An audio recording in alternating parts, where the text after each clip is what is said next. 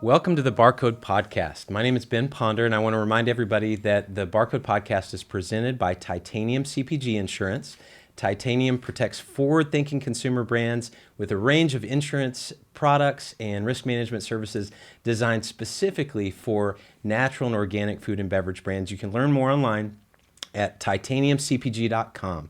And I'm really thrilled today to welcome my friend Rick Wittenbraker, who is the CMO at Howler Brothers and an all-around interesting good dude. And really glad to have you here, Rick. Well, thank you for having me. It's a pleasure. Yeah, we're going to dive into all kinds of things. We're gonna talk outdoors. We're going to talk apparel and fashion and style and all that kind of stuff, marketing, storytelling. But I do want to start off with your favorite meal ever. Oh, man. Okay. Oh, that's a great question. And I love food. I love meals with friends and people, and I like all kinds of food. I think despite loving all those fun, cool, exotic, fancy foods and things, I think my favorite meal, though, is probably is not fancy at all. And it's sitting on the deck of my family's has a lake cottage up in Michigan, and it's sitting on the deck. So I'm assuming this is in the summer. Yes. Yeah. Most definitely in summer, preferably the latter half of the summer. That's right. Yeah. But if those it's special let's call weeks, it like August, sort of, on the deck, everybody's in and out of the water 100 times. Kids are still dripping wet. And my wife, she even calls it lake dinner, but she just puts out this awesome big sort of cheese board spread of all this different stuff. And it's like the total happy moment where everyone's together. No one's, we're all in the moment. All five of us are together, and it's not even the food. It's just the place and the setting and the moment and the freedom and the kid grabs the cheese and then they go backflip into the water. That's it. And been fortunate enough that this has been in our family so long that I grew up doing this as a kid, and so you see like the full circle, and it's kind of everybody's. It's the most unfancy vacation you could probably ever get, but it's it's like everybody's favorite moment. Oh, that's super special and cool. And I love that it's not, again, you're a guy, you've been a lot of places, I'm sure eaten in a lot of interesting, fancy, exotic restaurants. And I think, and those have value, right? But it's, I think it's understanding that food, it's funny. You didn't even talk about the food. It's really about, it's about the company. It's about the place and the full circle part of it, which is really amazing. That's good. That's cool. Well, thank you for sharing that. So we're going to get to Howler Brothers in a second, but I want to kind of catch people up really fast. You are an interesting guy who has, if I recall, you got your start professionally speaking as like a commodities guy, right? That was part when I was in New York, but actually before that, I was in private equity. Okay. But with that, I got to the company was based out of Dallas, and when you were in private equity, was your beard as excellent as it is right now? I used to wear a suit, all that stuff. Unrecognizable. Not really every day, but in the Dallas office, often wore a tie or right. I wasn't there very often, but I got real lucky. I had lived. Prior to graduating from college, I had lived in several places that, you only speak Spanish, and that was sort of a passion for me. And so I wanted to parlay that into next chapter and a job, but I didn't really know what I wanted to do. And I knew I didn't want to, there's nothing wrong with it. I knew I didn't want to just go somewhere and like teach English or something like that. I wanted a real job, but I wanted it to be something that felt like it was a career trajectory for you. Yes. Yeah. But I didn't know what that was. Right. And so I got really lucky and stumbled across this opportunity through a connection that here's this private equity shop in Dallas, and they had made an investment in, and I had said, I really only want to go to Argentina. I had lived in Mexico, I had lived in Spain, and I'd never been. I just had read about it and thought it sounded awesome. I knew the fly fishing was great, and I was like, I think this is my spot. Yeah. And so and back then, like it was almost impossible to find a job on the internet. Sure. And, my folks were actually pretty encouraging, but they didn't know anyone in Argentina. And so it wasn't like I had some network to tap into. I got really lucky. Yeah. Get this job. And they had this firm had already made one investment down there. And it was going really well. And so they wanted to make additional investments, and their eyes were kind of open to the opportunity. And back then too, the Argentine government was privatizing a lot of businesses. Right. And so there was kind of this gold rush, and there's a lot of things happening down there, and it was a great time to be there. And the peso is still pegged to the dollar. And so it was great. So you're back and forth between Dallas and Buenos Aires? No, I really just lived there. You just lived there all the time? And actually I lived in Western Argentina. Okay. In this town it's a regional province called Neuquén was the name of the town. And it's like a 2 hour and change flight from Buenos Aires, but it's a cool place. It's kind of rough equivalent of being like in Denver, where you're kind of on the high plains right next to the mountains. You can see the snow. You can see the snow, and I was just a short drive or bus ride away from all these world-renowned foothills, trout streams. Trout fishing, but also ski mountains and all this stuff. So every weekend I was out the door. That's good. That's a good first job. And it was cool. And I was like I said, I got really lucky, and the job paid not all that well, but you got all these perks of being an expat. And so you get sort of this expat package. You get an instant bump. Plus they paid all my bills for all and your expenses and my apartment and all this stuff. And so it lets you save up. And so, I didn't save anything, but it lets you, if you're in your 20s, but it empowers you to do more stuff on the weekends. And I did a lot of that. That's right. And it was really pretty incredible. And I got to do, it was definitely over my pay grade on the work front. Right. And so, it was sort of a crash course. And I didn't have a business degree. I had taken some classes, like a minor, but I didn't. Right. I really was just shooting from the hip and learned. And everything I had learned in school was we went past that in the first afternoon. And so it was really asking a lot of questions and trying to figure stuff out and not look stupid. Right. Because really school, college, all that stuff, it just hopefully teaches you how to learn, and then you get out and really learn the stuff that you need to know. I think that's right. But regardless, it was this great experience, and I learned a ton, both professionally and personally, and had this wonderful time doing it. And so I did that, and I was there for a year, more or less, and then I got transferred to a different project in El Salvador, and I was there for 3 years. And would you say at this point, were you fluent in Spanish at that point? Yeah, well, it's a funny thing because you think you're really good. But you're in a lot of different countries too. Yeah. And so you think, I thought I was really good until I went and did a semester abroad in Spain. And we had grown up, and where I had lived previously was in Mexico. Right. So I know Mexican Spanish, and then I go do a semester abroad in Spain. The Spaniards made fun of your accent. It's totally different. And so I sort of got a little humbled and brought back down to earth. And then, after being there for 7 months or whatever it is, you get a lot more confidence and okay, now I get it. And I see the delta between the two. Right. And, okay, now I'm great. And then, so I went back and said, oh, I'm great. And then I get back down to Argentina. It's a totally different thing. And once again, you're just humbled. That's right. And brought back to your knees. But it's a great thing. And that's an awesome experience. But I will say the more places you go like that, same holds true for English. Sure. Someone from Texas versus Ireland, South Africa. Right. Like it's all different. The idioms are different. Yeah, the slang, Yeah. the inflections, all those things. But Right.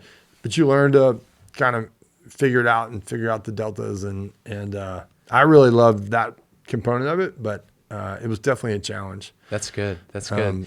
So you got a new assignment, El Salvador. Yep. And then how long were you there? I was there for 3 years, and it wasn't supposed to be that long, and I sort of agreed to stay on until we, long story short, until we sold that business. And so we finally made it happen, sold that biz, and that was we flew to Dallas to sign all the paperwork, and that was my last day. Yeah. And it was great, and I had a great time. I worked with some great people, but I was ready for something new, and I didn't really know what that was going to be.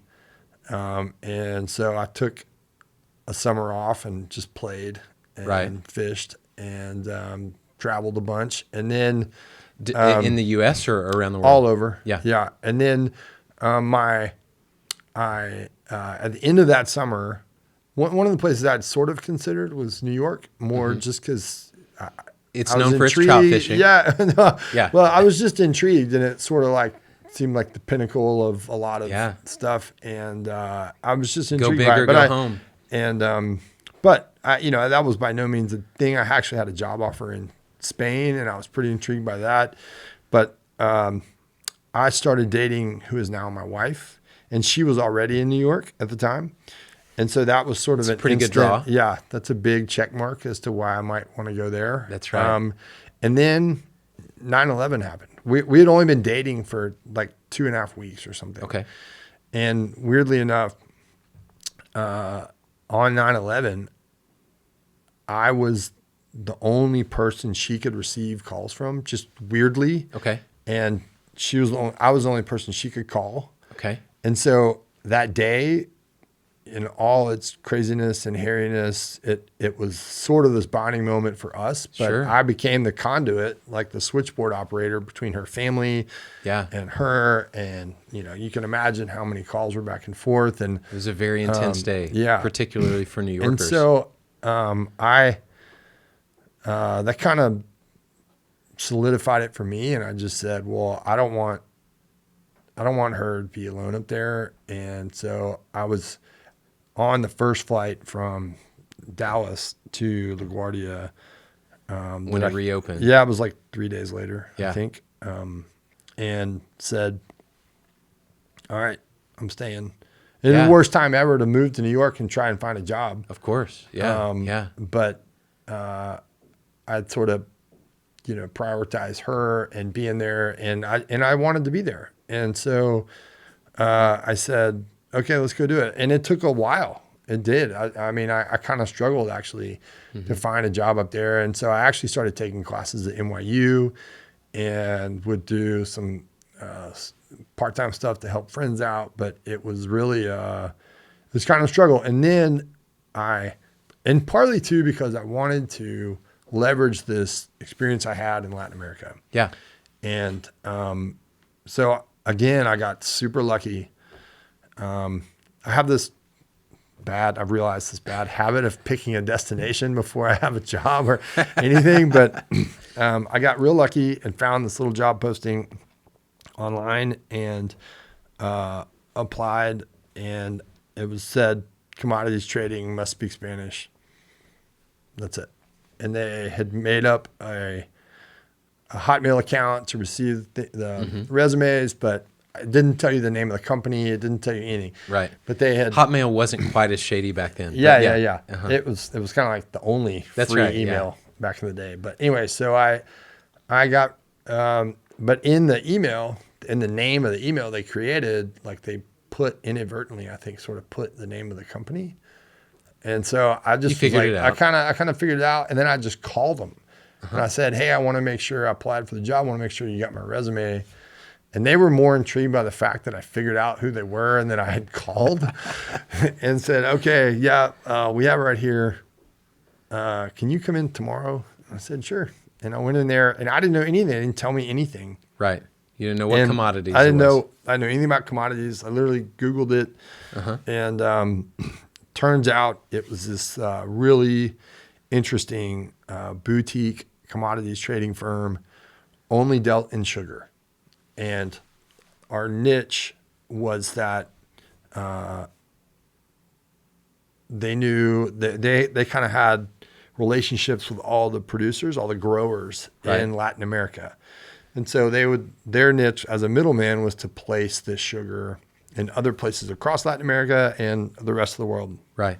And so that's why you had to speak Spanish, preferably have lived in Latin America, even if I knew nothing have lived about in multiple places in Latin America. But they said, look, we can teach you sugar. We can teach you this other stuff, but the trading side of it. But it was really fascinating. And I was the only American in the company. And so everyone's from a different country. Yeah. So and we all sat at a big trading desk, like our desks smashed together and phones ringing all the time. And yelling into phones in Spanish and different dialects of Spanish. And so everybody's screaming across the table. It wasn't that crazy. Like a movie scene. It wasn't that crazy actually, but there's a lot of slang bouncing around. Oh yeah. From a lot of different backgrounds and things. Oh yeah.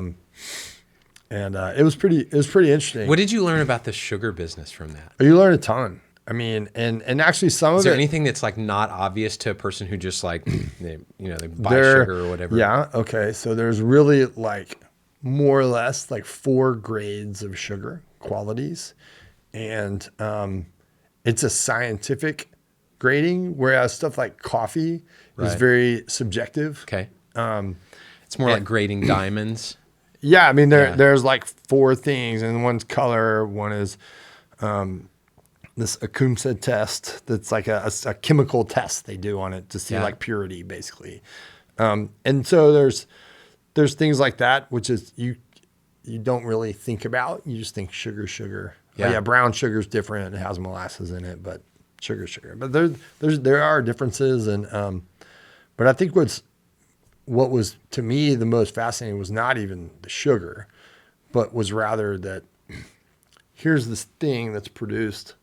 This product that's produced on one side of the globe, and through network and technology and all this stuff, like we would end up moving that to the other side of the globe.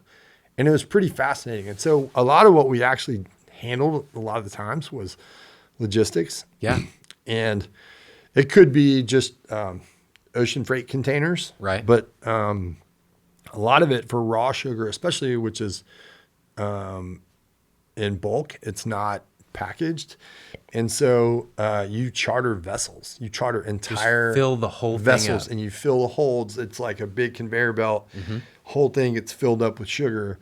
And these vessels will go, from point A to point B, whatever that was. Right. But it's pretty crazy. Like you're chartering whole. Oh, I know. Yeah, the scale of it's just massive. 20,000 tons of sugar going from port A to port B, and is pretty interesting. And, not a ton, but some of that logistics stuff is still has helped me along the way. Yeah. At different jobs, especially when you get into those things, or understanding, especially when you're dealing with foreign entities and processes, the complexities and what happens at a port and all of that stuff. Yeah. Then, so as a commodities trader, though, you were also were you dealing with like futures and things like that as well? So you're kind of making bets on whether the price of sugar is going to go up or down based on unrest in a given country. Yeah, you can't. I mean, so that's a lot more like speculation. Okay. And we did a little bit of spec trading if we had good intel, or we felt like the market's moving in one direction, or there's an opportunity there. But mostly what we did was, so if we're the middleman, we actually are buying this sugar. If I'm buying a pound of sugar from you, the grower, and I'm going to turn around and sell that pound to, someone else, a customer, then, if I buy it from you for ease of conversation, $1, and I want to go sell it for $2, then I'm making that dollar of margin there. But you have a lot of risk, and the risk is the way these contracts are done is you have to deliver it within a certain window. It has to arrive of the certain quality that they specified, free of all these contaminants, or anything bad, or and vessel shows up late, you're out. Yeah. And so it's things like that. And so your sort of your balance there, your ballast and shoring up that risk is you offset it with futures. Okay. And so in the worst case scenario, you're delivering that load against your own futures. Right. And you crisscross it. That's and right. There's going to be some difference there, maybe even a little loss on that, but it's a whole lot less. It's an insurance policy. It's an insurance policy, really. Right. And there's a way to make additional money on that if you time your future stuff right. But it's a different thing, and it's very different than like trading the stock market, where it's more like calls and puts than it is like actual equities. That's right. It's pretty neat, but I think I enjoyed as much anything like the environment and the people and learning this new trade. Right. And even though I never really use That's it still now, fascinating. But, yeah, it was interesting and it was fun. I love it. I love it. So let's fast forward a little bit. You find your way back from New York. You spend some time in New York. You find your way back to Austin at some point. Yep. And I know that initially you were just helping the Cedar brothers out, right? Isn't it? It was just kind of like you were referring to friends. Yeti. Yeti. Because go ahead. So I'd moved back to Austin, and I spent 4 years with two of my college buddies. Had started this medical device company. Okay. And knew nothing about medical devices or the disease state they were trying to, really solve for. And That's pretty funny. That's really funny, by the way. Well, actually, and what's even funnier is that it was more really centered around diabetes. So I went from like years of slinging sugar in New York to then now solving diabetes over here. Or not really solving, but that's kind of like this. I met this guy in a small town in Arkansas once, and it was a really small town. He owned the only pharmacy in town and the only funeral home in town. So he was going to win either way. Yeah, so you're just playing that. You're playing that game. And so I did that for several years, and that was really interesting and fun and like a great startup experience. Yeah. And the thing we accomplished a ton there, but we kind of hit this crossroads, and it was the late 2008. The economy had crapped out. Apart. That's right, and we needed to raise more money, and it was a terrible time to raise more money. Yeah. And so we said, okay, the company needs to go down a skeleton crew. And I was, frankly, I'd had a great run, but I was ready for something different. And so I didn't really know what I was going to do. And so kind of took some time to chew on it. And actually some friends had decided to put this event together, and they asked me to help them, just like helping out. And so I said, okay, here's a little project. I'm going to go help out on this project. And this was it may sound silly if you're not into this, but it was the Austin showing of the fly fishing film tour. Okay. Just as an independent promoter, we can get a license and put on this event. And they wanted to do it. And so I said, okay, cool. This is great. This is like 11 years ago or something. You're like, I'm into fly fishing. I'm in. Down. Like, yeah, this sounds cool. Let's do it. And so part was like, hey, we got to reach out and we got to get the word out. We got to sell a bunch of tickets. We had took on all this risk of renting out the theater, the Alamo Draft House. And you don't just rent out one seat, you rent out the entire theater. Yeah. And so we had this risk. And with that, there's a food and bev minimum per seat. So we were like, oh man, we really got to make this thing happen. We got to sell tickets, and we got to get people to buy food and bev, and we got to, drum up sponsors and exhibitors and stuff to have a little, just so it's a full board event, but also that we have some cushion to fall back on.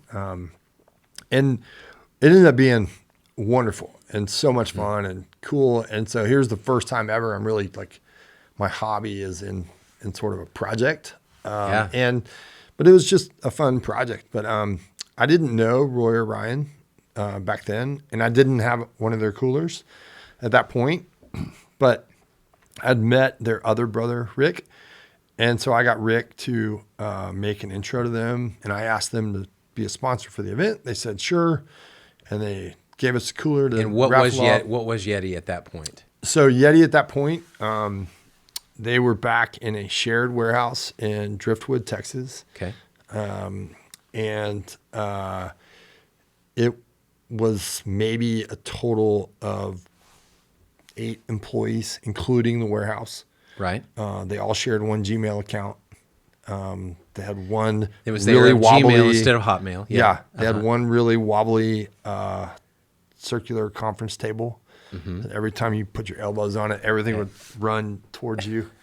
But it was really neat, and it was one of those things where my friends that already had one of these coolers, raved about them and loved it and said, "Oh, you got to get one of these. These are the greatest things ever." And so I was intrigued by that as a consumer. But then when I met them and went and sat down with them, I was, and I actually took them out to lunch to say thank you for being a sponsor. And it was at that meeting that I was so intrigued. I kept asking all these business questions. And, I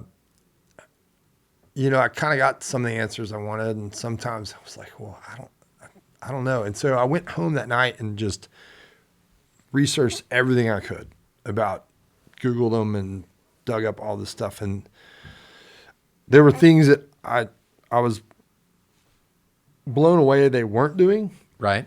There's things that I was surprised they were doing, and there's things that I just maybe wasn't available and I didn't see or I didn't know. And so I reached back out to Roy and said, look, man, I have all these questions. I know this is like kind of a pain, but I have these questions for you. And I think there's some stuff I think you ought to hear, that you ought to be doing.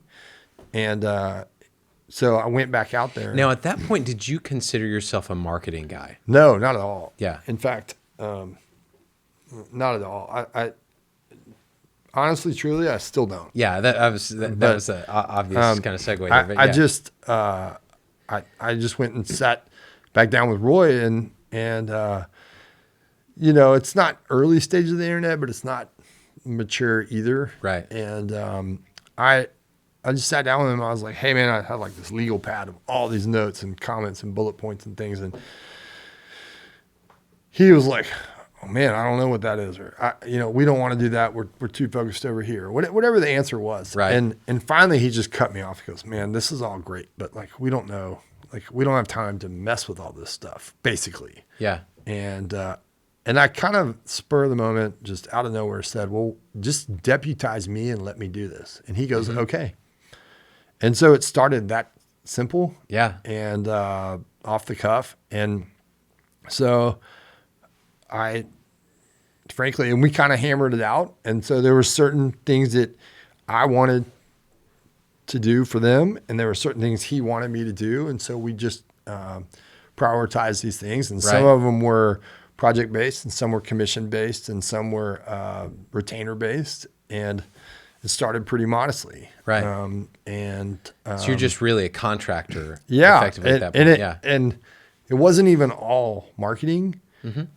Like just I business did stuff. set up, like he didn't want to start a Facebook page. And I finally had to just. How many followers do they have I on don't Facebook know what now? they have. You're like, now. what? Yeah. But it literally was me setting it up. Yeah. And, doing a really bad of course, Photoshop of the logo and the cooler in one image and to be like the profile pic. That's right. But I was the first follower. That's good. Of course. And then, but it was stuff like that. And they just didn't see the value in it. And I don't, it's not that they couldn't, they just were so busy running with other stuff. Right. And was the logo at that point? Yeah. So that, tell me a little that bit. Super bold. It's Arial black. Arial black. It's like the most generic thing ever. Did you guys ever talk about that in those early days of like, I don't know if this is going to take off? Well, that predated me. Yeah. But every time that it sort of came up, Roy is he's a great entrepreneur, but he's also a great tinkerer. He's the one really will sit there and tweak all these little things on a product and test it and say, I want this to be 1/8 of an inch different, you know, or whatever, or I wish it did this. And so, but, and he tells this story too, but I think he just wanted something that was really bold, right, and could be easily recognizable, right, both in name and in logo. That's right. And so, but it wasn't. It's interesting because it's a typographic font, and you would assume that you would have everyone had a picture of a Yeti has right? Windows has this font. That's right. You know, I mean, it wasn't like that's right. some custom design thing with a graphic designer or some big discovery process. Like, no, it was like, hey, this is big and bold and looks pretty good. Let's do that. That's good stuff. But, yeah. So. Okay, so you're doing some marketing, some just some with business sales stuff, some sales was like stuff, yeah, what you would probably call biz dev, right? And I know that they didn't have hats at that point, right? They were making hats, but okay. they were just giving them to their friends. Okay, they weren't selling them, right? And they weren't. It wasn't like a real customer facing effort. Right. They weren't selling them on the website, and they weren't really.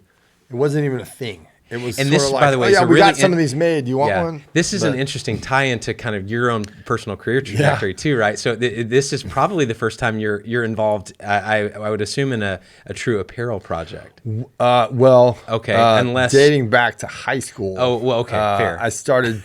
I did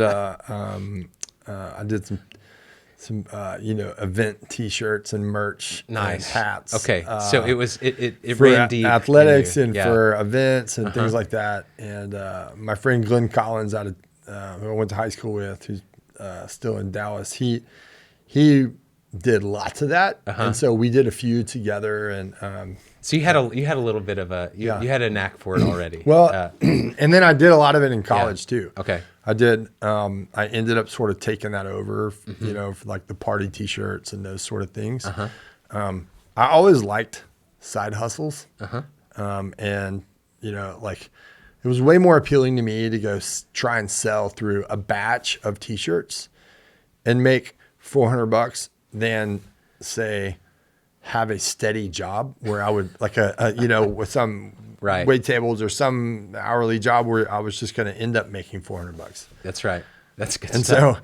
So that's probably not a great characteristic. Okay. No, that's good. It demonstrates. I think it's sort of an indicator of an entrepreneurial spirit. Yeah, right? maybe. You're maybe not the best employee or ADD. Yeah, some ADD. Yeah. Okay, so they were giving away some hats.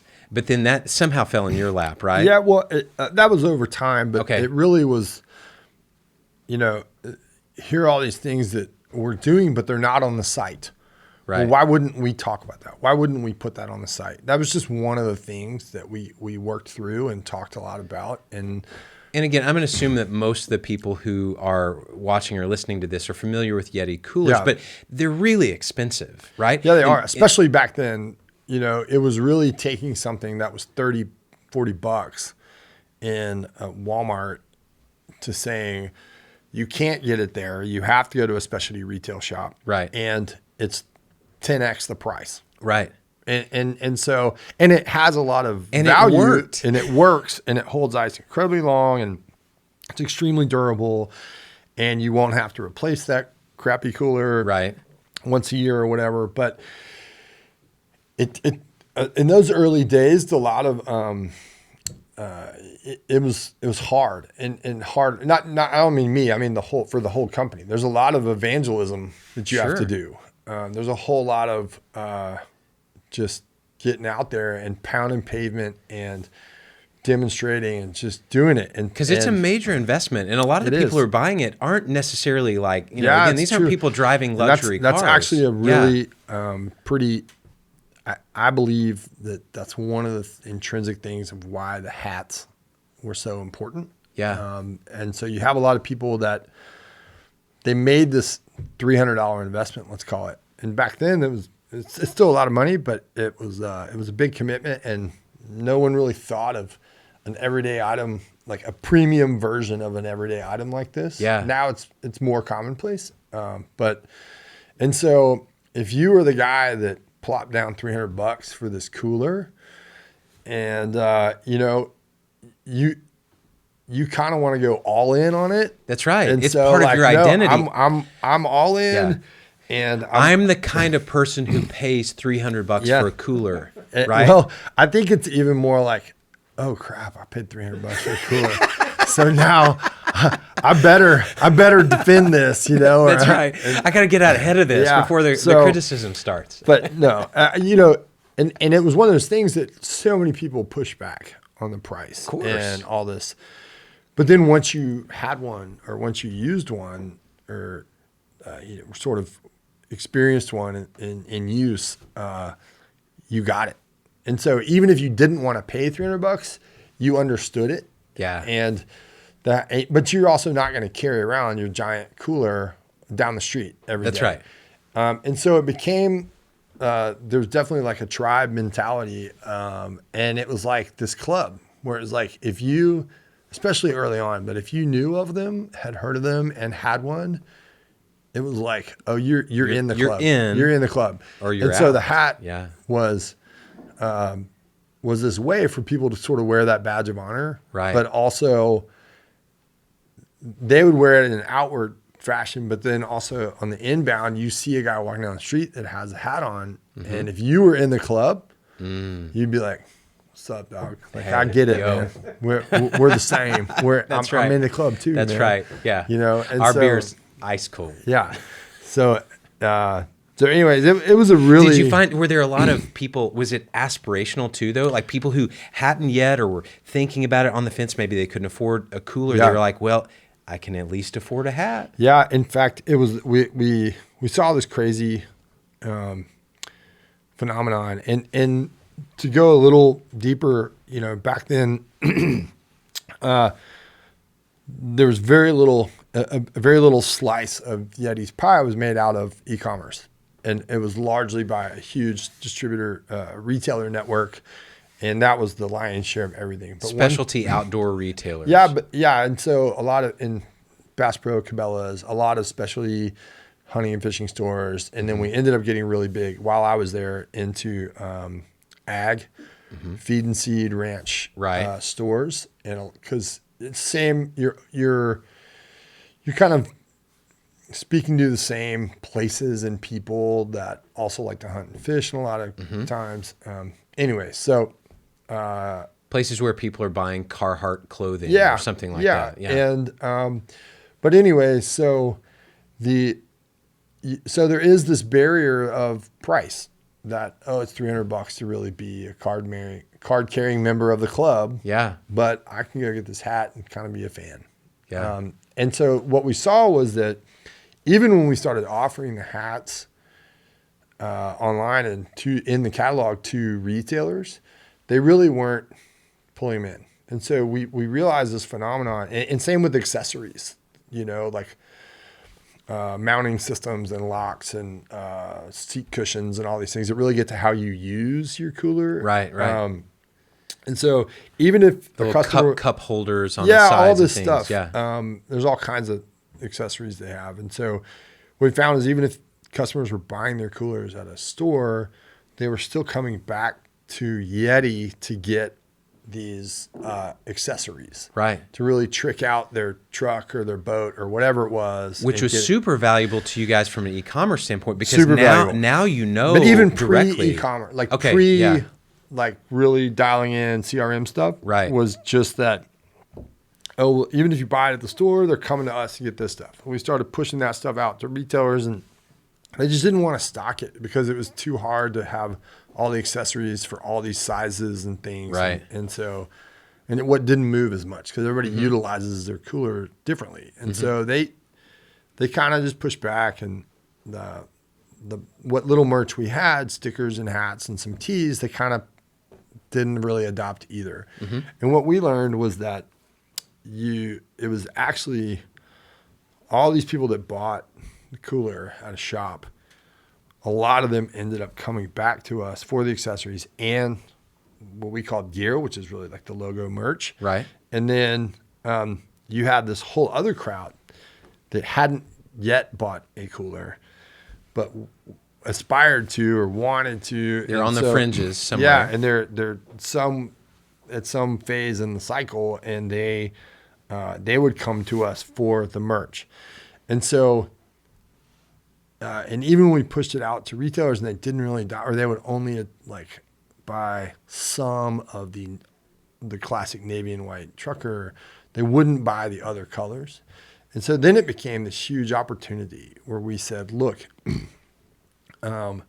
we did several things with that. But one was if you bought a cooler direct from us, we threw a hat in. So back then we inspected it. And I believe they still do, but when the office and the warehouse were connected, we inspected every cooler by hand. And so during that inspection process, if it passes before they tape the box back up, they just throw a hat in. So there's this unboxing experience for a guy who just shelled out $300 and is so excited for this cooler to show up on his porch. And then now he gets to show off. And he didn't order the hat, and the hat came for free, and now he gets to show off and sort of say, I'm in the club too. Yeah. And the other thing was all those people who were avid fans and customers and had bought coolers and then had bought accessories and tricked it out, and they had everything they need. And so they're kind of like satisfied in those two buckets for the most part. But what was open-ended was this merch. And so we started coming out with more colors of hats, more other products. And it would just disappear. It would go so fast. And so it just opened the door to saying, well, we got some latitude here and we can be a little creative.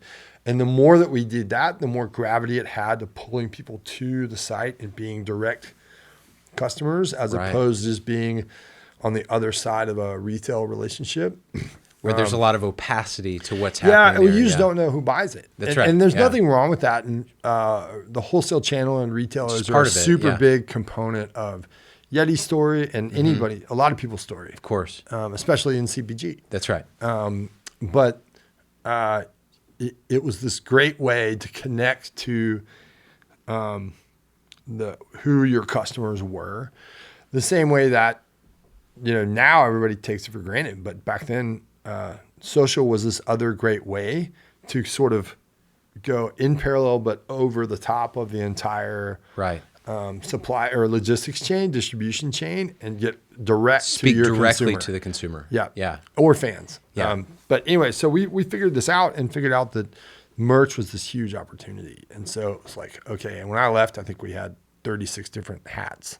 Yeah. Different colors, different styles, different profiles, like all this stuff. And all of a sudden, the merch ended up being a non-trivial amount of revenue too. It ended up being, I don't know exactly. I want to say it was like 8 or 9%, which isn't that big, but back then it was was still like a lot. And we were growing at, triple digit growth every year. Again, people are paying you to advertise for you. And that's the biggest thing. You're like, really? That's awesome. And it was pretty amazing. And to the point where we were making so many hats that we were getting like screaming good pricing on hats. And, sure.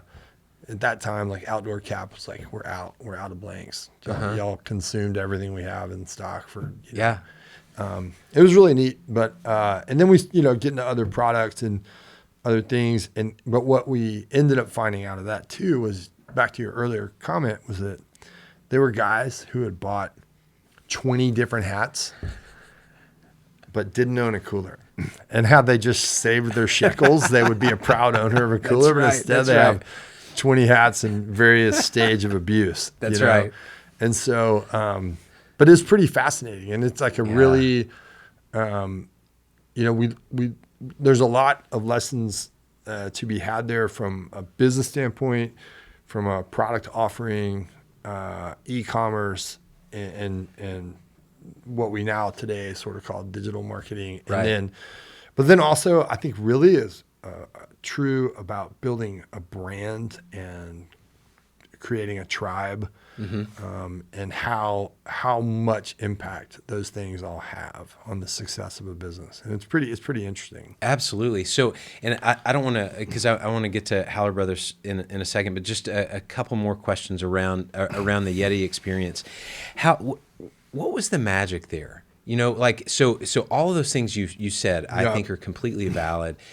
You know, when you go from that you know, starting the snowball effect, you got to get somebody to pay $300 for a cooler. Yeah. Right. And so now if I can get somebody in Austin or somebody in Dallas to pay $300 for a cooler, that doesn't mean that somebody in Nashville, Tennessee has ever met anybody who paid $300 for a cooler. That's fair. Early on, Right. that was definitely the case. And so I think there's a couple of things that really factor into that. I mean, one, the product was awesome. Light years. And light years, like a yeah. step function greater than everything else around it. Right. And on top of that, And but was it hard for people, again, if you didn't know somebody who already had a Yeti cooler, it looked sturdier. Yeah. But how did you know? You're like, oh no, really, the ice is going to stay ice. well, I mean, and part of that, like we had to inform. Right. And so there was like product, and in those days, like every one, even in a shop, had product literature inside it. Right. And we had to come up with, you know, sort of the in-store displays and all those things. And so we realized that because they're big and boxy, and so one of the best ways we could do that was by putting a big sticker on the front of the cooler. Because usually it's sitting on a shelf or something in that front face. There was this You've big got a opportunity. billboard. There's a lot of Yeah. real estate, and it's That's a big right. opportunity to educate. So if you didn't have any, if you'd never seen it before or had heard of it but didn't really know the ins and outs and were wondering. But the other thing was, so there is that. That's a very practical Right. a component of it. But I think the other thing was, I believe was really important, was turning these customers into advocates and into fans and making them feel like a part of a tribe. And I think that's incredible, because what happens then is you know, it's the difference between advertising and PR, right? It's if there's a trailer for a new movie and it's like, all the critics are saying this is the greatest film of the year, you know, and you're like, Right. okay, yeah, maybe it's good, maybe I should go see that, whatever. Right. When your friend tells you, oh man, I saw that movie and it was incredible, you got to go see it. You're Right. like, okay, well, that's a validation that I trust, and so I want in. And so I think when you turn these people into advocates, and what really happens is if you think of it from a posturing standpoint, they're looking at the brand, they're facing the brand. And the minute they buy in or they espouse what we're talking about, they then turn outward and face their friends or their network or their geography, and they become sort of a diluted spokesperson in a way, right? And so, do you think the premium price point actually fed into that? I think in a way it does, because you almost have to justify to yourself so and to there your is, friends. there is that, but I also feel like there's this thing of like, well, hey man, I'm kind of like, I just upgraded my game over here. That's right. Now I'm like, just ratcheted up on you. That's right. You know? So there is some of that, but I just think really you get people that start advocating and they go use it. And I think that's the biggest thing, is just using it. Same thing with like food and bev. You're like, just taste it. Yeah. Just try it and let that speak. The packaging could be great, all That's the right. stuff, but like you still got to taste it.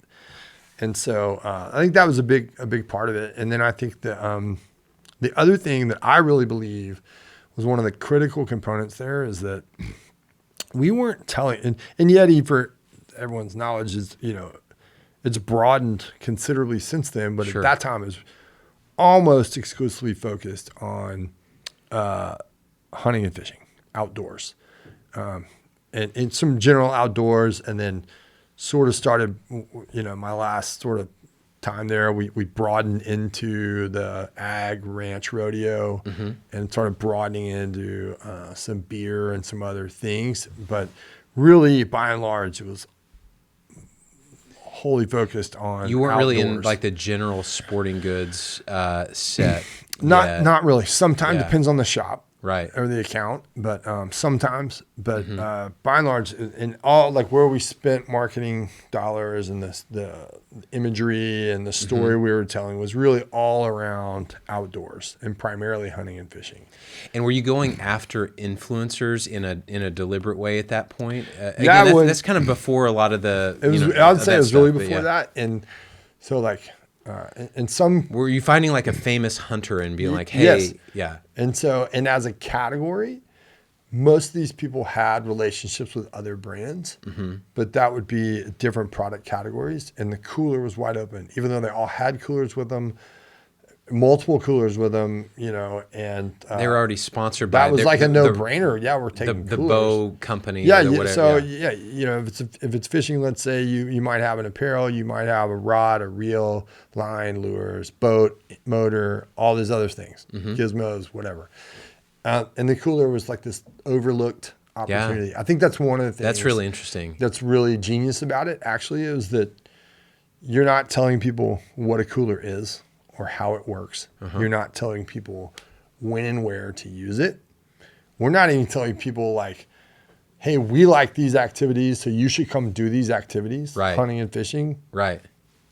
They're already doing it. And if you really, I think the magic lies in that people are already doing these activities. And actually, that's like one slice. And when you really zoom out, people, even if they like to hunt and fish, let's say, they also like to tailgate and go camping and float down the river and take road trips with the family and go to the beach. Plenty of aspects of their lives where these are useful. All these other things.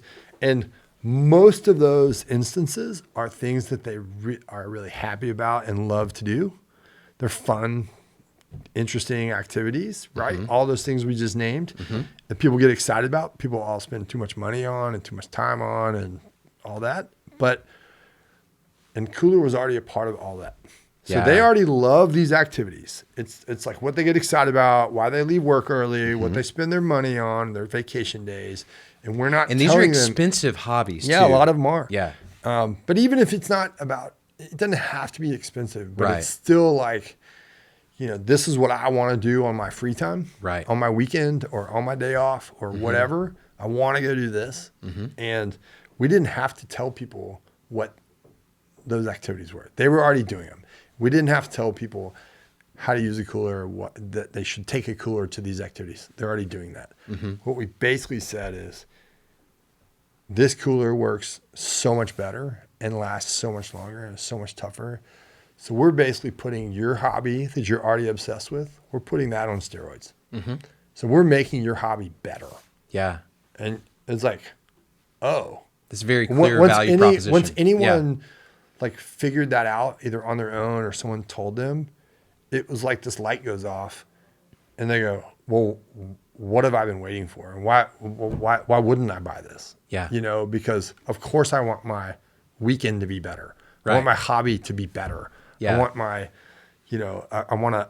This is my passion. I want to, you know, improve what I already love doing. And so, when you really got down to that, I mean, it's a little bit of psychology there, but like it's actually really simple. Yeah. And so I believe that was a big part of it. And so when you look at it like that, it's like, oh, well, we're just helping people do what they love. Yeah. And so it kind of became real easy. Well, yeah. At some point, it's pulled, right? You're not pushing. And that's it. And I love the push versus pull thing. And I think that anytime you can get in a position of pull, you're winning. Absolutely. Yeah. Absolutely. That's excellent. Okay. So to transition again, kind of fast forwarding, how did you get involved with Howler Brothers? Yeah. So I, through a mutual friend, got introduced to founder Chase Hurd. And I was still at Yeti at the time. And I think it was even the week or something that they launched, like right around the time that they launched. And I didn't know much about it. I had kind of seen it pop up here and there. But I really loved what they were doing, and I could see what they were projecting, and I loved the product. instantly bought some, and I loved it. And what was it at the time? So I know at the time it was called Howler Brothers. Yep. It was named after the howler monkeys that they'd heard when they were surfing Yep. in Costa Rica. Is that right? That's right. And it's two brothers, right? They're not brothers. Not And brothers. that's kind of part of the Okay, thing okay, is that it's brothers in a sort of friendship Got it. sense, or co-conspirator Got it. sense, Yeah. but not actual Not brothers, and so birth. not blood Yeah, brothers, yeah. and so joined by shared callings and Right. shared activities and things, and so and that still holds true today. Yeah. But so that's where the brothers component of it comes from, and So you met him. You're still at Yeti. You think I'm it's still at pretty Yeti, cool. and I was really impressed by the product and by the brand, and I just there was so much. You see all these a new company, new brand pop up, and they have a very narrow offering, and it's sort of like they rushed through all the brand stuff because they just wanted to get it out there. And you could just tell that they had put so much effort and energy and really considered every little detail of who they were and the story and what they were trying to project. And it just really spoke to me. Yeah. And so when I went to lunch with Chase and our mutual friend, and then Chase and I just totally hit it off, and we're not only talking shop, but like as a person and as a guy, I just thought he was great. And so we kind of became fast buddies, and I just wanted to kind of help. And so we kind of try to fold them into some Yeti stuff when we could, and we'd probably go get a beer once a month or something and just see, and hey, if I can help, if I can make introductions or whatever, like let me know. And so we just kind of went like that for a while, and then. And what was Howler Brothers at that point? Like, what did they make? So they made actually another one of the things that I loved about them is most people would come out with tees and hats because that's the lowest easiest barrier, to do, easiest to do, and inexpensive, and this was not that. So they had a bunch of tees and hats that were all really well done, but they weren't just screen printed on a blank. Like they were fully custom tee, and they had custom hats, but they also had a bunch of woven, like button-up shirts, short sleeve, long sleeve. They had shorts. They had board shorts. They had sun shirts. They had like this whole thing, and none of it was off the shelf. Yeah. And so it was really, and everything was really cool and really considered, and lots of cool little details. That's super ambitious. Super ambitious. I mean, I'm kind of blown away that they had it that much together out of the gate. And I think now that I know, but they could have easily launched sooner with the tees and hats, or with a lot less of an offering, but they really stuck to their guns. And kudos to Chase and Andy Stepanian, our other founder, about really saying, no, we want to do this, what we believe to be the right way, with a fully developed, story and brand and all this stuff. And now that I know them, and business partners with them, I know that they're like two incredibly smart, incredibly creative and talented people. And so it doesn't surprise me one iota now that I really know them. But coming out of the blue, it looked like, dang, well, maybe is this some foreign brand that's been around for a long time and I've just never seen it? Were they apparel guys before? No, in fact, so they went to college along with our other partner Mason.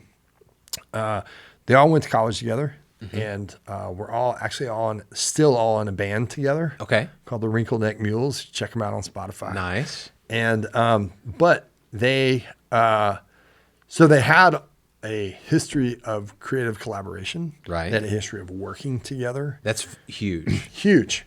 I mean, endless hours. Yeah. And not only being college friends, but being in a van, rental vans, and going to crappy bars and loading in and out your own gear and all this stuff and all of that. And they had a good stretch there where they were like really giving it a go and touring musicians, and that was the only thing they were doing. And they've now they put out 8 albums or whatever it is. They're super talented and wonderful musicians. But at that point, they had this history of friendship and work collaboration and creative collaboration. And Chase was an artist first, and fine art painter, and still is, although he doesn't have too much time to do it anymore. And then he decided he wanted to be an architect, so he came. That's why he moved to Austin to go to UT, get his master's in architecture. And so he is a musician. He's an artist, then becomes an architect. But during the music sort of never went away, and they're touring it. And Chase had actually been contacted by another apparel brand to come up with some designs, and then they ended up not using him.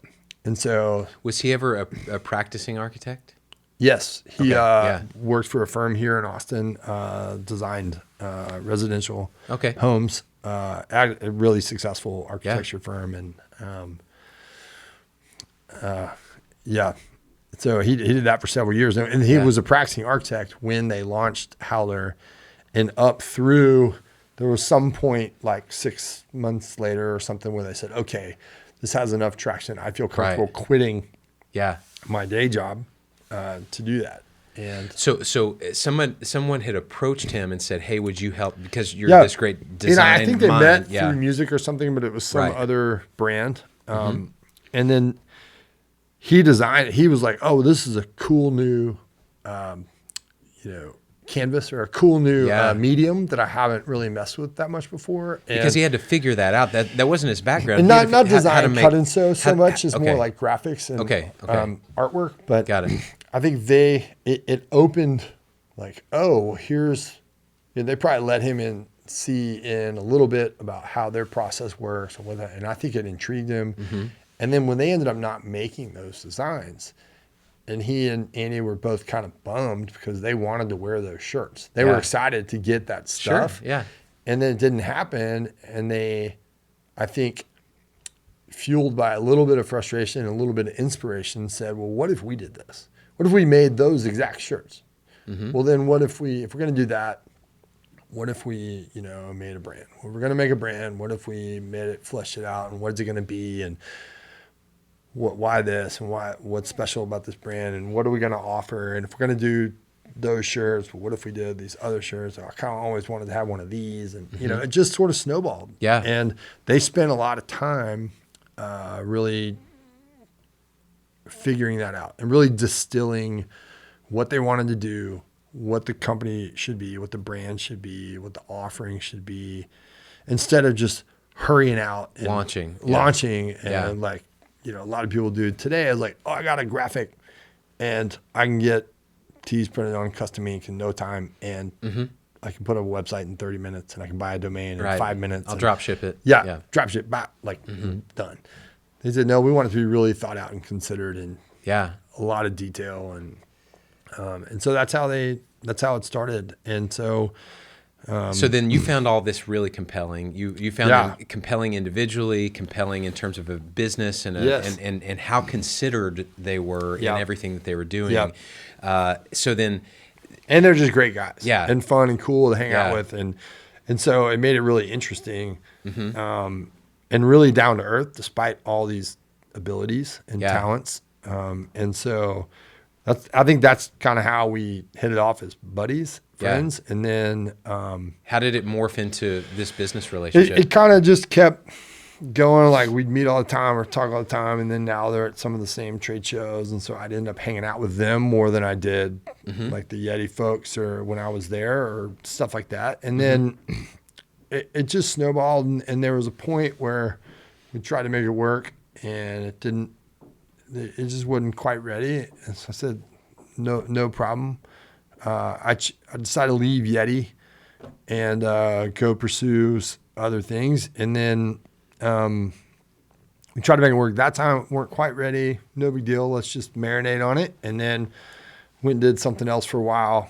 It turned out not to be a great decision. And then I said, look, man, I want to give this let's give this another turn here, crank. And so we hammered it out, and it's now been coming up on 6 years. Yeah. Longest job I've ever had. And it's awesome. And so how does it work for you? So you're the chief marketing officer, but again, you have clearly some very creative, talented people around you. So it's not as if you're the only creative in the group, right? In fact, I'd say I'm the least creative. So how does that work? What's that dynamic like? It's actually kind of a dream. As long as everybody, ego is not getting in the way. And we don't have any of that. One of the things that daily, makes me happy and inspires me is that despite all the talent that this crew has, there's like zero ego. And how have you guys cultivated that? Because obviously maybe that was present at first, but then you've hired more people. I think honestly, a lot of it goes back to Chase and Andy, and they're both incredibly talented, creative, and also really smart and business-minded folks. And it would be real easy for them to be cocky or for them to be very egocentric and my way or the highway or whatever the case. Only my artwork, that kind of thing. Right. And that couldn't be farther from what our scenario is. And so I really credit them a lot with setting that bearing on what is the right way and how we're going to handle this and all that stuff.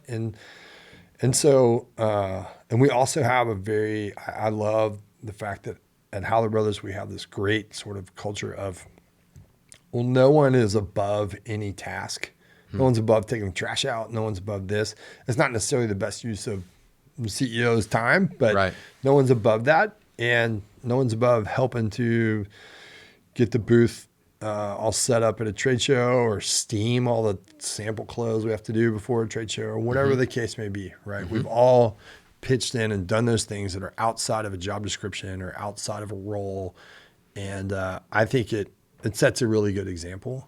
But I don't know. I think honestly that look, as the person who oversees the marketing stuff, if what you're trying to peddle or promote is not great, your job gets really hard. It's terrible. If it's it's great product but crappy story, crappy packaging, it's really hard, And I'm just really fortunate that we have this great, what I believe to be a great product, with all these other components that are just stellar, and all these people that are really talented and stellar and not egotistical. And so it's like the dream scenario for a marketer, because you don't have to sit there and come up with this great program or this great campaign because the product is, below what you would want. That's right. How do you guys conceptualize that? So you've got all these pieces, right? You have this kind of Austin nouveau vintage look around kind of the apparel that you guys are making. There's the Howler monkey thing, the heed the call, which is kind of tapping into this like desire to be outside and together and that sort of thing. How do you guys think? How do you weave all those pieces together? Well, it's interesting. From the inception, like they had said, look, we want to have, they always liked a bunch of vintage things, apparel, a lot of vintage Western pearl snap shirts, a lot of vintage, other things, and always took a little bit of a different tact on not only things they liked, but when they wore and used those items. And so I think that was a pretty considerable component of what went into and still feeds into what we make. And so, it's like a lot of the stuff we make looks vintage, but it's actually made out of technical fabrics or has a very technical aspect to it, but it doesn't look technical. Yeah, like your hat's a ripstop fabric thing too, right? This Austin sealant. But it doesn't look like a teched out piece of equipment. Yeah, that's right. And I think one of the big things was, especially in the outdoors world, it's real easy to go into the teched out, sort of this arms race of tech. in fabrics and process and make and all this stuff. And that's a real easy thing to get sucked into. Right. But that wasn't what they wanted to do. And it's not what we as a company now have real much interest in. Right. So even when we make stuff that is really technical, we don't want it to, a lot of times we don't want it to look that way. Yeah. And so like we sort of say, look, it needs to work just as well in the bar as it does on the water. Right. And so if you got done doing this activity and you felt like, oh man, okay, this served its purpose when I was doing that, but now I really want to go change clothes before we go to the bar or go to dinner or whatever, it's probably not for us. Right. But if you have something that you can transition both, you don't have to, but it just like, oh yeah, I'd wear that out. Mm-hmm. I'd wear that on the boat. Right. I'd wear that out to dinner. I'm like, okay, sweet. And now we've sort of tapped into something here. So how do you conceptualize what Howler Brothers is? Like, is it a men's apparel brand? Is it an outdoor apparel brand? Is it a, do you think of yourself as like, well, we're sort of a Western RVCA kind of? How do you position yourself in the broader industry? It's a really good question, and it's something that we have actually spent a lot of time on, and we don't really say, oh, we're in this industry or this more narrow subcategory. Today we make men's and some kids. We don't do women's, and we would love to. We think that to do it right, we really need to invest the same energy, right, and creativity and authenticity that we do with our men's stuff. And so that would then require like us effectively building a second brand, right, and incremental to what we're doing today. So we just said, okay, it's not that we don't want to do this, we just want to do it right. So we're going to put a pin in that and wait, or right, push it off right, till later. And so I think for us, there's just, I don't know. We look at all these components, like kind of the checklist that we want to accomplish, and the things that we're inspired by, and the things that we want to wear, and the things that we think add value, and say, okay, well, what does that need to look like, and where does that need to go, and what do we want it to be? But there's no real, I think, silver bullet as to what we are. Right. I mean, we make apparel.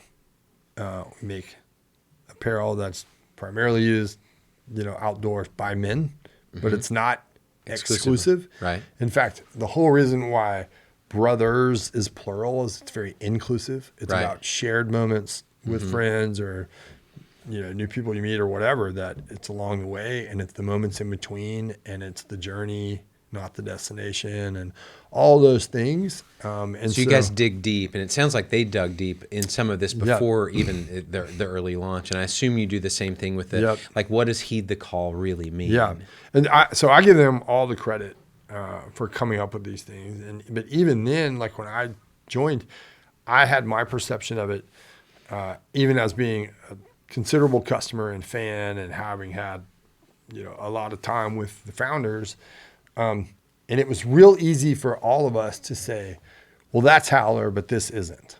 You know what I mean? Like, right, oh yeah, this beer label is, but that one's not. Right. Or this car, or this movie, or whatever, this song. Right. And so everybody kind of knew it, but it was a little amorphous. And so we sat down and put we as partners got together and did a workshop and put a little more structure around that, and sort of came up with some tenets and some pillars about what we are and what we stand for and things. But then even later, fast forward a few years later, and we said, okay, well, now we're growing enough. Yeah. And it's important enough to articulate this to new hires and to outside, whether that's a retail partner, or a sales rep, or anyone. It can't just stay in here. That's right. Yeah. And so,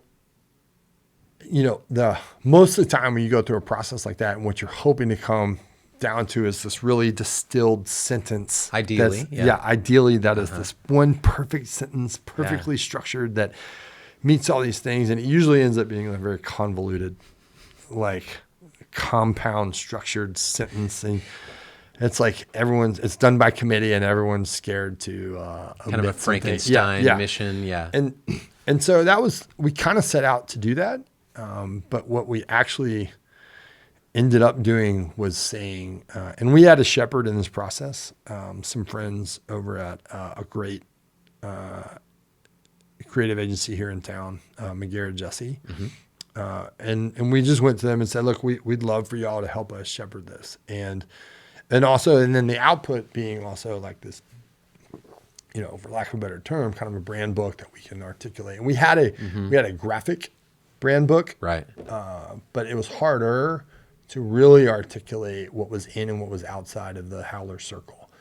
And so we set out on this process, and where we ended up was sort of the antithesis of that. And it was hey, instead of trying to boil it down to this one little sentence that checked all these boxes, it was like, actually, we think that might not be doable. And that's a good thing. Yeah. Because what we have here has more spirit to it than that, and has more, it's a little more tactile than that. And so what we ended up doing was creating this book.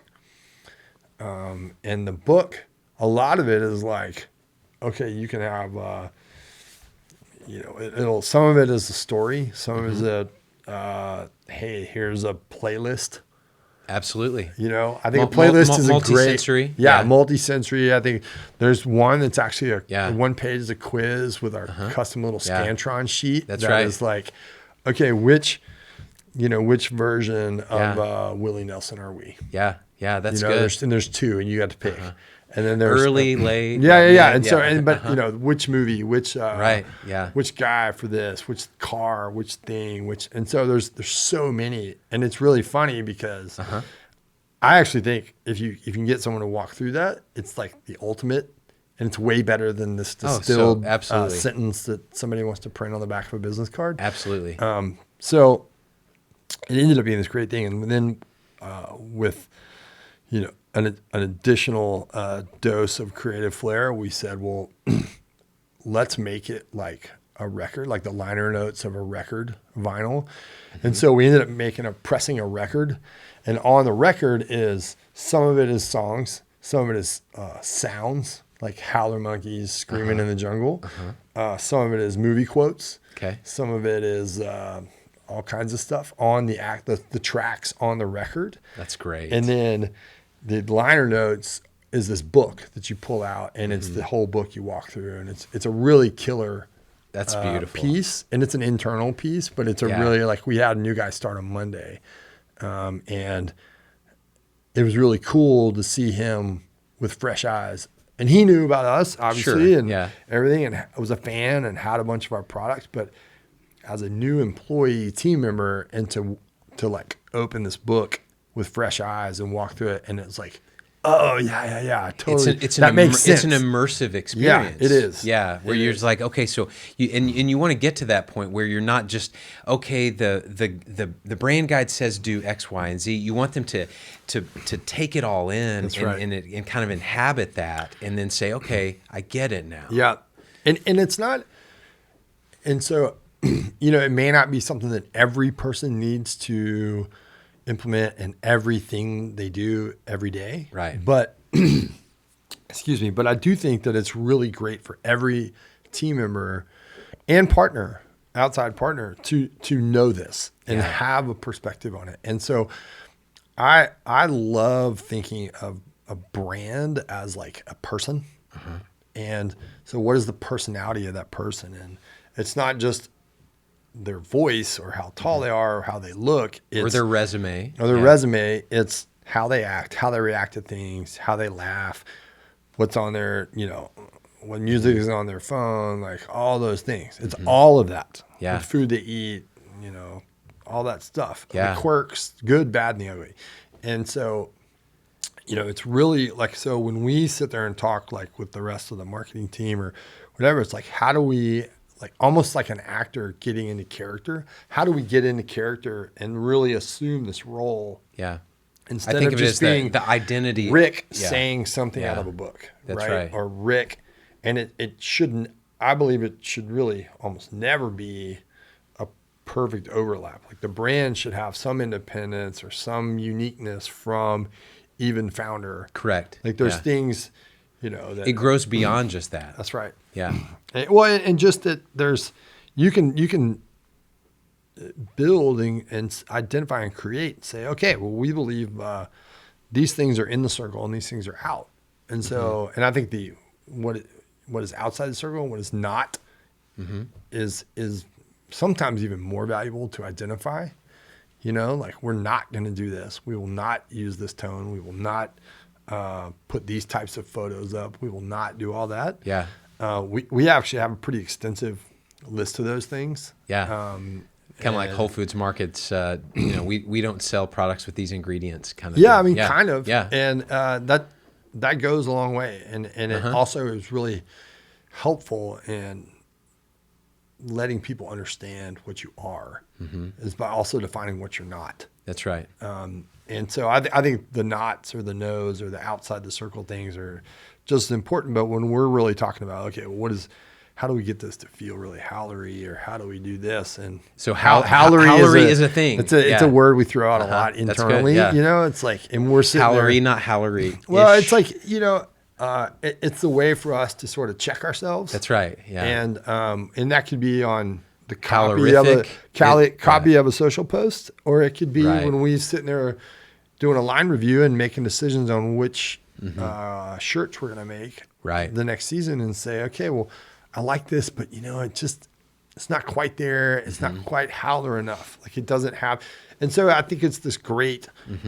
It sounds funny, and at first it may actually be hard to grasp, but it makes sense for us. It's been this great tool because it's this, almost this checklist that we have to achieve before anything should be coming out the other end. Yeah.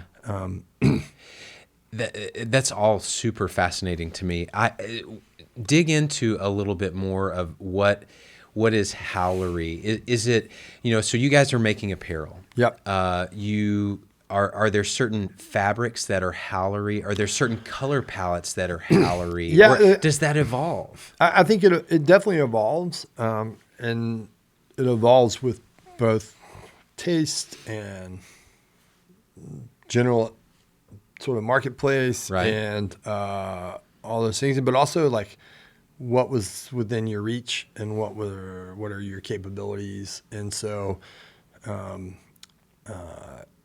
and what resources do you have? But I think I wouldn't say so much. There are certain things that are like fabrics that you might say, oh yeah, we use that all the time. Maybe that qualifies as being a howlery fabric, but it's not necessarily the fabric itself.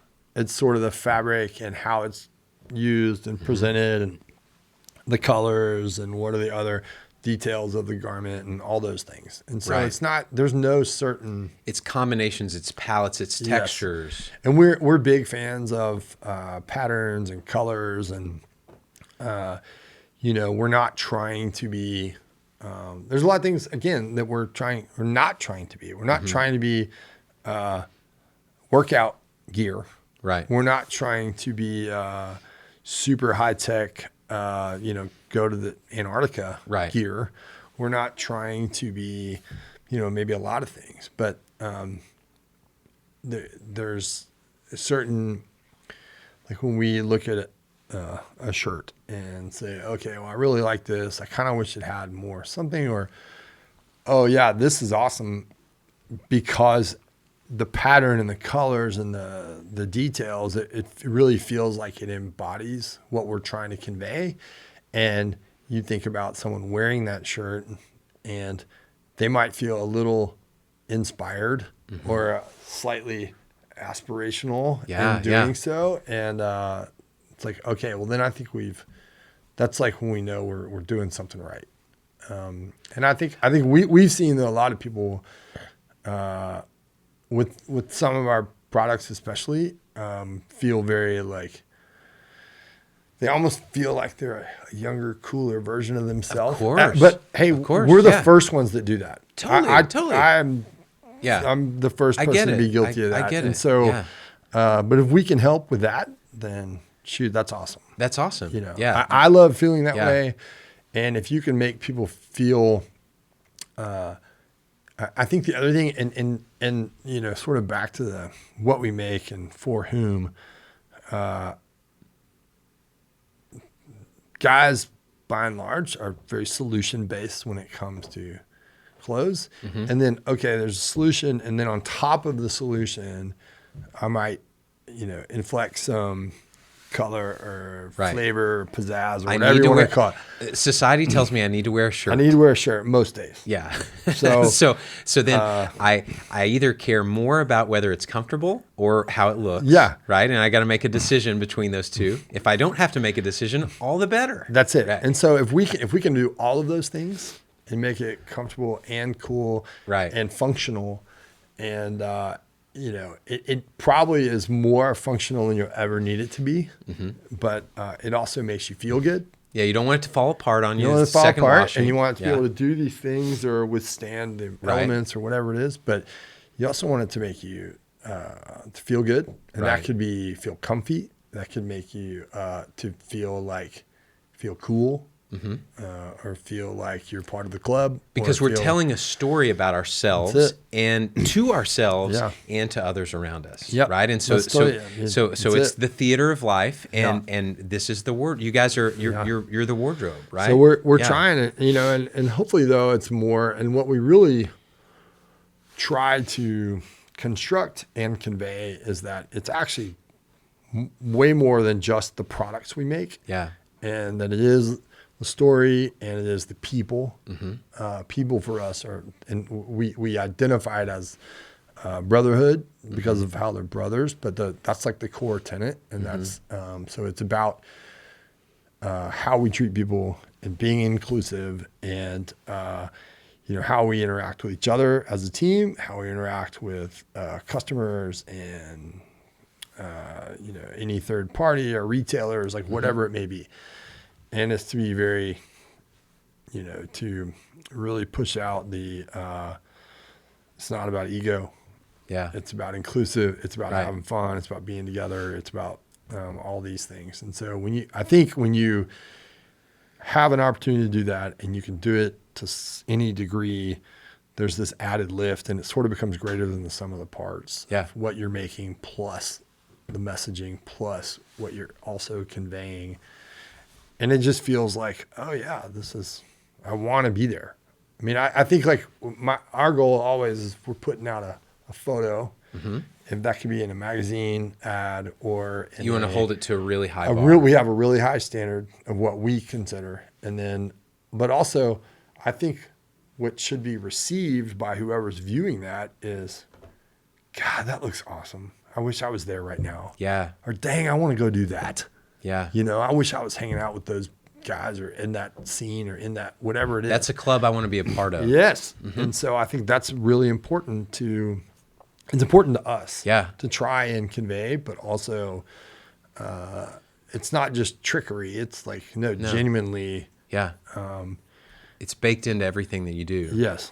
So I want to dig in just a little bit more because I feel like you guys make a lot of pretty significant investments in things that a lot of other startups or scaling companies don't make, right? So there was clearly this very deliberate, considered approach in the very earliest days of what is Howler Brothers, you know, who are we, what are we not, that sort of thing. That's evolved. You've gone to just tremendous lengths with your, you know, the vinyl and the liner notes and stuff like that again, I could imagine some leaders, some investors going, really, bro? Like, you need to spend that much time and money on this? And like, how do you guys justify to yourselves and kind of in your head make sense of like making those pretty intense investments and say, this is worth it, and the reason we're doing this on purpose? Yeah. Well, that's a really interesting and cool question. I mean, look, I don't believe that doing the vinyl and liner notes is the right answer for every brand. Of course. I don't think that's it. It's very appropriate for us. the way we went about that and what came out of that process was a very appropriate thing for us and our brand. And so I think we're always holding ourselves to that same standard and saying, okay, well, we want it to be really high and we think it looks like this or it ought to feel like this. And so for us, doing it as a vinyl and liner notes was this very, oh man, that's even more inspired, we could have just printed it. You know what I mean? We didn't need the record. That's right. But you could have just made it into a PDF and circulated. But it's one of those, yeah, exactly. Yeah. But it's one of those things that once it is done, the extra mile is taken, then you really, it should make sense. If it were just gluttonous or just superfluous, then yeah, that was a waste of time. But I think anyone who is sort of in the inner circle and sees that piece, really, it's like, oh yeah, this is worth every ounce of time, talent, and treasure that went into this. It's indicative of the thoughtfulness that's going into every aspect of the brand. And also, like, to that, it's not necessarily in the pages of that book, but what we hope to convey with that and just demeanor is that we do care about all those little details. Yeah. And we want to be just equally as considered on everything we're doing. That's how we're interacting with people. It's what we make, what our packaging looks like all those things. And there's always room for improvement. How the website functions, how this, what our emails look like, all those things. I mean, it's just endless and you can always be better. And it's never to think that we never think we have all the answers. And we never think that, oh, this is solved. This is just where we are today. Right. And so I think that's one of those things that, it is totally worth it to put the effort in. I think too, man, this goes for any company, any product, any brand. If you're trying to rush past any component that has any interaction with a stakeholder, you're trying to rush past it, it's a mistake. Think twice. You should think twice. You should just push pause and say, well, are they going to see this? If so, and look, I get it that you start in the garage and there's only so much you can do, or this is just this phase, but you ought to really consider investing the time needed to put that North Star out there and then work your way towards that, as opposed to just saying, oh yeah, I slapped a label on a brown bag. I got it, Michael's, totally. And then that's how we're selling it. That's right. It should always be, we're striving for better. We want it to be top notch, or we want it to be this, or whether that's packaging or product or execution or distribution or whatever it is. But I think it's always worth that effort. And every time, I feel like everyone who doesn't put in that effort to really defining who they are and what they're not. Yeah. And then there's an instance that'll pop up where they say, oh, we need to fill in this blank, or we need to write this ad copy. And it becomes this total struggle. And they feel like they're reinventing themselves, as opposed to just saying, oh yeah, we already figured that out. Right. We just got to copy and paste it and put it right here. Right. Or we've already considered this. They're like, what should we put in this? I don't know. And that's where they struggle. And it's because they haven't really put in the effort up front. No, that's excellent. So I could talk to you all day, but I'm going to ask just a couple other questions. How big of a deal are collaborations for you guys? They're really cool. In the beginning, it was this really interesting way to try and cross-pollinate and grow through shared audiences. Right. But always within the parameters of it needed to make people sense. And brands that we liked. It needed to make sense, stuff that we aspired to. And that's still very much the case. We've just grown up enough now that it's less of a tactic and more of something we only do the ones we really want to do. Right. And so we're very fortunate in that regard. Yeah. But we love it. And it's really, it can be a lot of fun from a creative perspective and from a business perspective, because it's most of the time it's stuff that we're not going to go do on our own. So if that's, maybe a different product category or in the case of ACL Festival, we're probably not going to throw our own music festival. We might someday, but that's a whole lot of work that's very different than what we do today. That's right. And so it's really fun to get to partner with them on that stuff. And so to partner with people who are ninjas at their own craft is really cool and really fun. And so, hey, let's go agree on what we want to do or what we want to make and kind of how we're going to promote it. And then we go do that. And it can be really fun. But it's a great opportunity, I think, for a lot of companies to do things like that, but it doesn't have to be. You can also get pigeonholed as being, you can like sort of. The collab people. Yeah, and you sort of become a white label brand. That's right. So we were pretty cognizant of that too, and just trying to do it right early on. Yeah. Okay.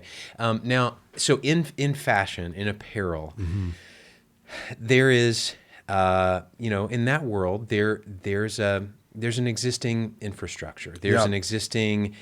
You do the runway shows. You do well, all I'd say that's like high fashion. That's like fashion. Fashion. But we don't really consider ourselves fashion, but fashion. It's apparel. Just like apparel. Yeah. How do you? So at the same time, a lot of that world of high fashion or even mid-tier fashion is very focused on keeping up with trends and things like that, and then at the same time folding in story. How do you guys see yourself? And you half answered the question. You're like, oh, that's high fashion. We don't do that. Yeah. But how are you using textiles to tell stories? And how do you tell stories about textiles? That's interesting. I mean, we don't do runway stuff. We don't go to Paris. It's you may go to Paris, Texas. Right. Yeah. But we do, I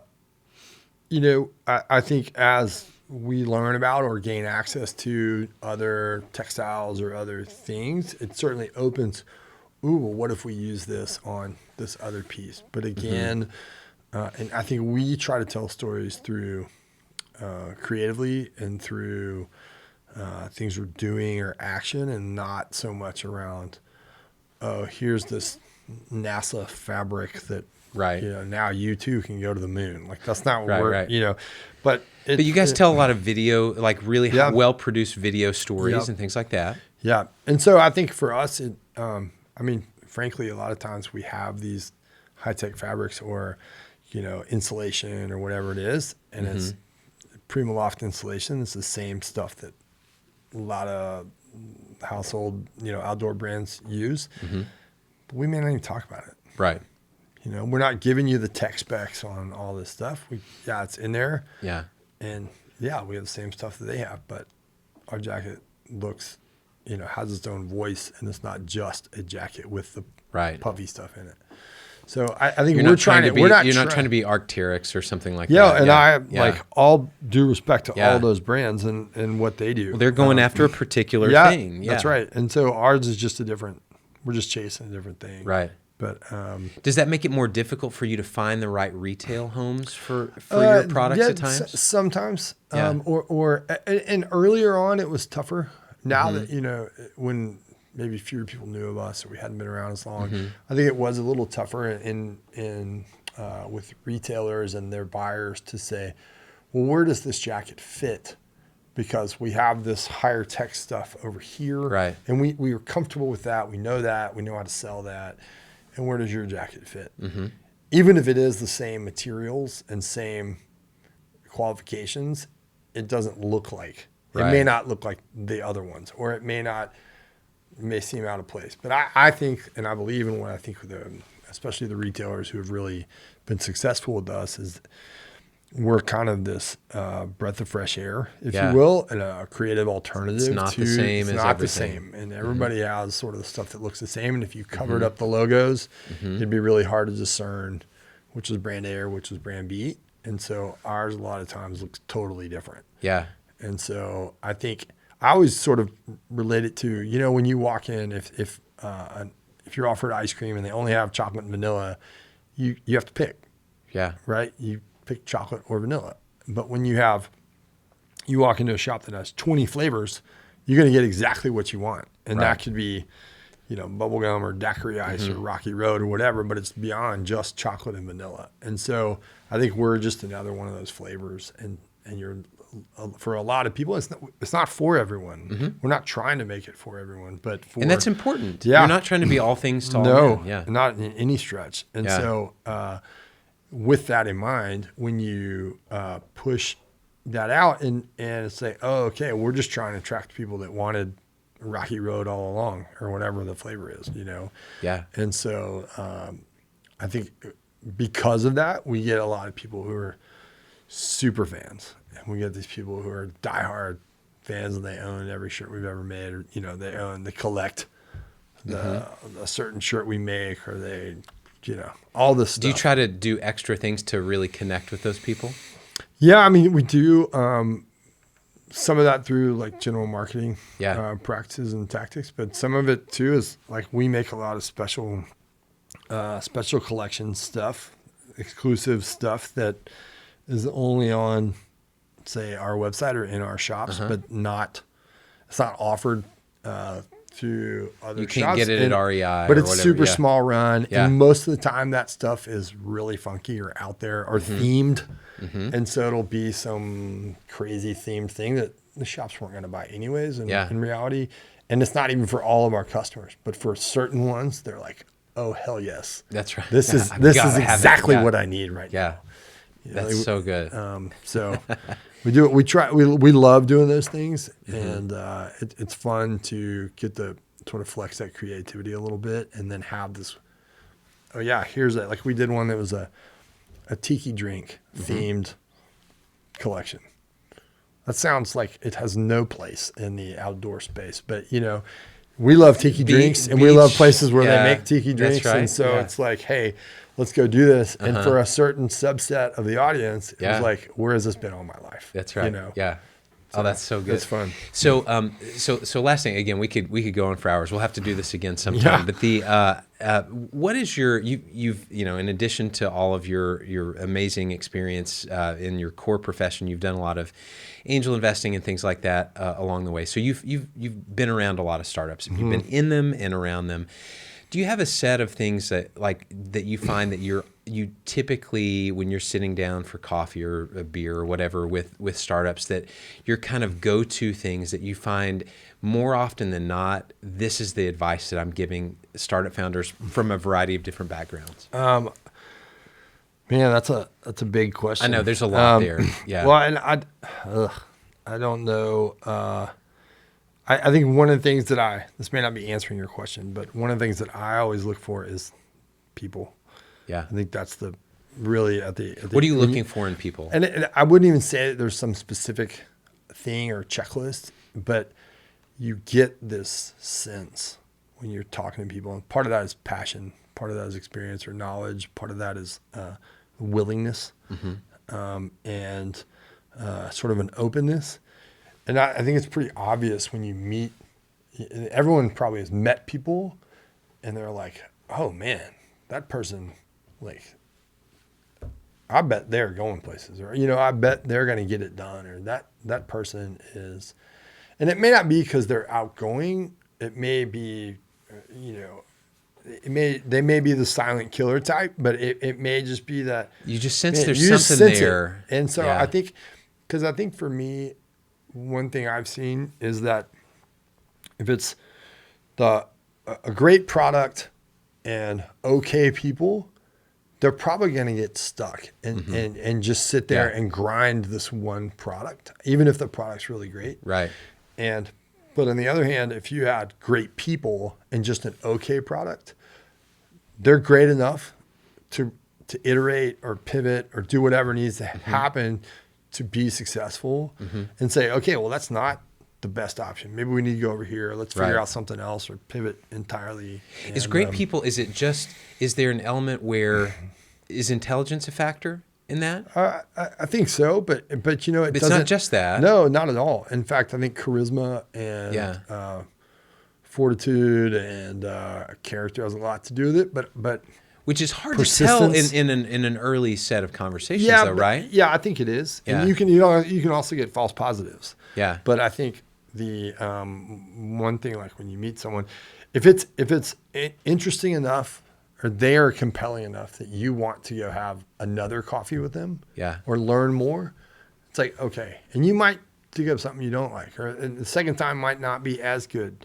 But you know, when you can like keep sort of going down that path and things progress and you keep being impressed and keep being, I think like kind of on the investing front, the investments that I regret not doing are the ones where I knew the person was awesome and they were going to figure it out. And I just didn't do it because I doubted the product or I doubted the market. You didn't like the thing. Yeah, right. And it wasn't, and I didn't have all the background. I hadn't done all that research. Yeah. This is me as a dum-dum sitting there with a cup of coffee. Right. You know, but I think when you know like that person, it's like I want to bet on that person, not necessarily that this idea they have. Right. So you were an early investor in bonobos. That's a great example. And you saw something there. Yeah, I mean, the first time I ever talked to Andy Dunn, and I think they had 4 employees at the time.